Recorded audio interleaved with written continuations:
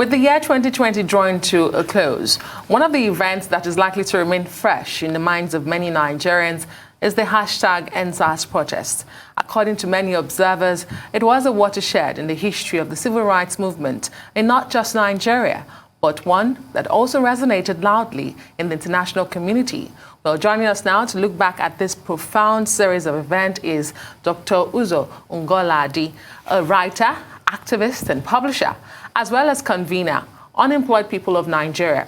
He just wrote a book about his experiences as an active participant at the protest and how the grievances of Nigeria's young people against police brutality only served to signpost a greater societal malady, which now threatens the very essence of the nation. Welcome to the program.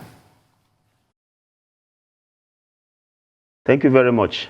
Thanks for having me. Dr. Uzor Ngoladi, good morning. Thank you for joining us. Well, you can see I was taking my time to pronounce your surname because the producer told me it's not Ngoladi, it's Ngoladi.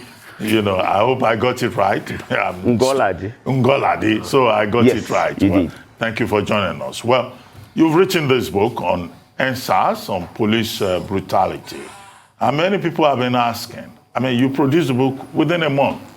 You have about, 11 chapters of the book. So I would like you to just take us through the book, what your motivation was, why the speed, and whether you yourself had been a victim of police brutality. Maybe that's perhaps the motivation.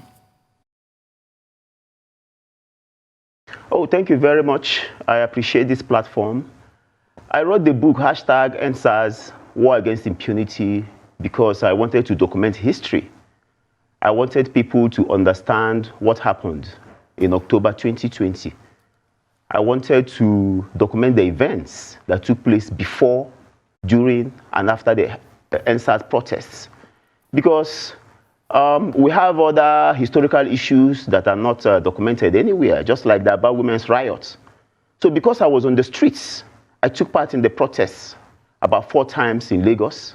In fact, the major one was when we marched from the Beggar Bridge down to Unity Fountain and then to the police headquarters, where we were also harassed by the police. We were tear gassed, water was poured on us in a bid to disperse us. So I later, within that month of October, I later traveled to Lagos for another appointment. And along the Lekki Expressway, I also saw the protests in almost all the bus stops. And I joined them and I observed what is happening.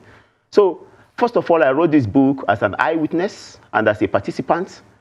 Then I also went online and saw what people are posting on social media. The information was scattered online.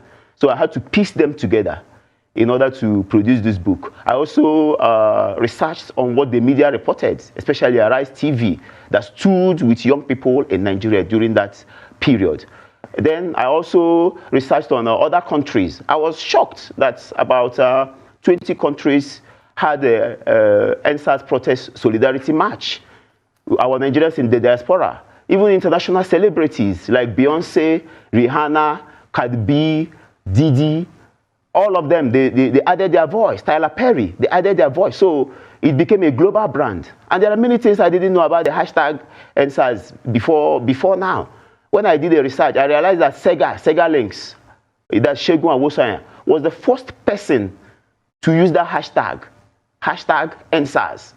And this has been going on since 4 years.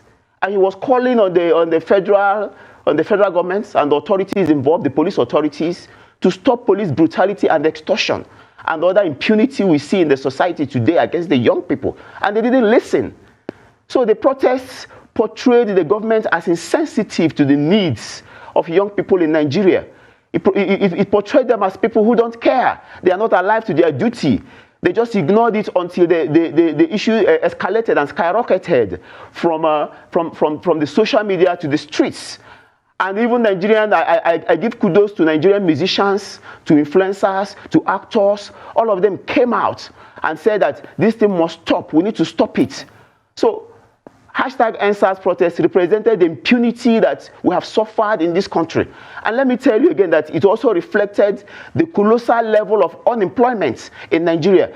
Over 100 million young people are unemployed, including me, and underemployed. And we're being humiliated, we're being dehumanized, we're being asked to bring 1 million, 2 million, 3 million, 4 million by all the federal governments and state government parastatals and ministries and departments and agencies. There is no recruitment that has taken place since 2015 that people were not asked to buy employment. We used to people buy employment, people pay money to get employment, or they get connection. If you don't have connection, if you don't belong to PDP or APC, especially the APC, they will ask you where you're coming from.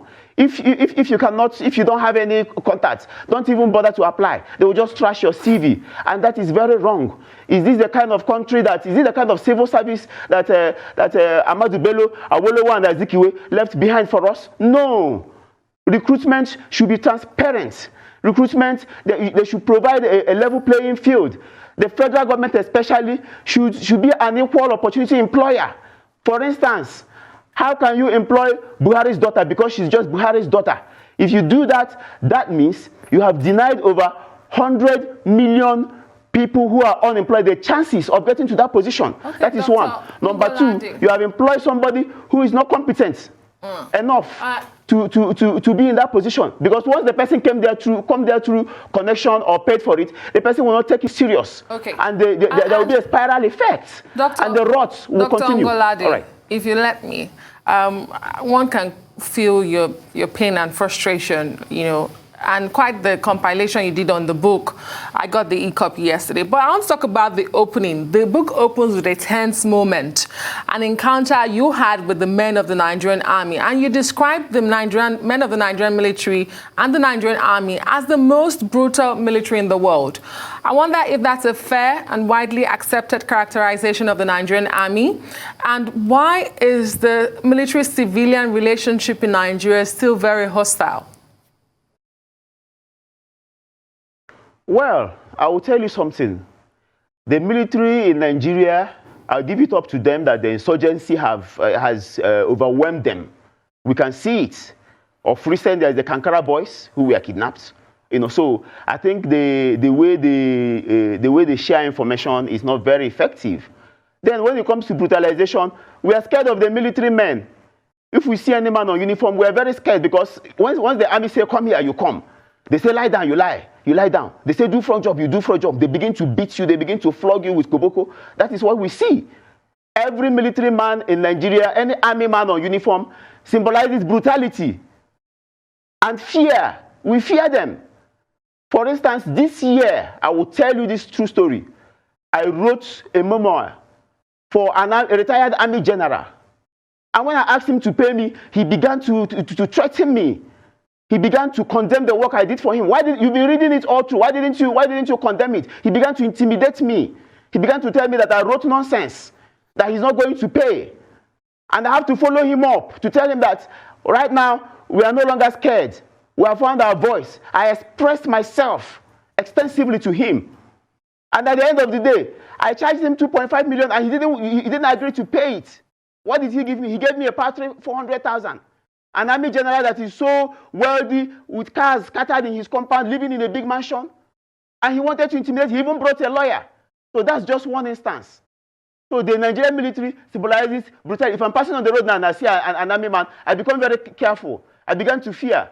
That day we had that a protest. I saw the way they were going around under the bridge. And I was so scared, even though I stood there, because I speak for the streets. I speak truth to power. I have to stand. Even when others back down. You saw the picture in the book. At the end of the day, they didn't do me anything and they left. And I thank God for it because I was so scared that these people will shoot me. And the mantra in Nigeria among the armed forces and the police is, I will shoot you and nothing will happen. So I was so scared. Well, I got 4 daughters to take care of. I began to think about them. Yeah, I hope that will end someday. We shouldn't have a country where people say they will shoot you and nothing will happen. But Dr. Ngoladi, I would like to congratulate you on the publication of your book, quite fast. The speed is amazing, but it shows your commitment. And I'm surprised that a man like you has a PhD, does not have a job. maybe you are not looking for a job in the right direction, because for a PhD holder not to have a job in Nigeria is an illustration of the problem we face. And I don't agree with you that President Buhari's daughter has a job in NNPC just because she's the president's daughter. She's qualified, trained, so we must give every one of us, whoever we may be, the benefit of the doubt. But thank you very much for joining us on the morning show.